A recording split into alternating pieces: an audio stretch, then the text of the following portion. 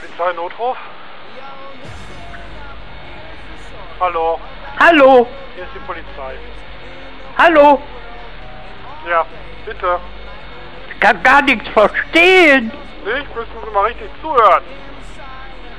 Hier ist verwirrend. Guten Abend.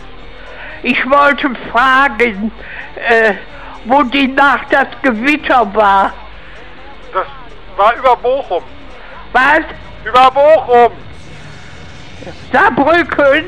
Auch! Wo denn? Wo soll es denn hin? Was? Wo das Gewitter denn hin soll? Wo das gewesen ist? In Deutschland! Ich habe Sie jetzt aber nicht verstanden. In Deutschland! Ich hab das nicht verstanden, wirklich nicht. Sind Sie mir nicht böse? Nein, bin ich nicht. Wo war das denn? Überall! Überall. Ja! Und das war nass!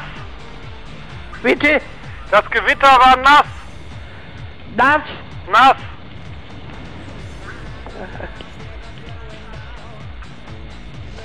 Ist denn viel passiert? Nein! Viel passiert? Nein! Nein? Nein! Nein.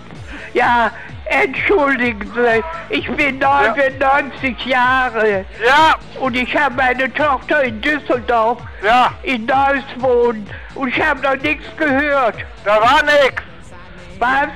In Neuss war nichts! Da war es? Nein! Nein? Nein! In Neuss, Düsseldorf? Kein Gewitter! Gewitter? Nein! War da das Gewitter? Nein! Nein? Nein! Ich habe kein Wort verstanden. Ich habe mir extra eine Polizei gebannt, damit ich Antwort kriege. Ja! Da war kein Gewitter! Was bitte? Da war kein Gewitter! Gewitter? Wo?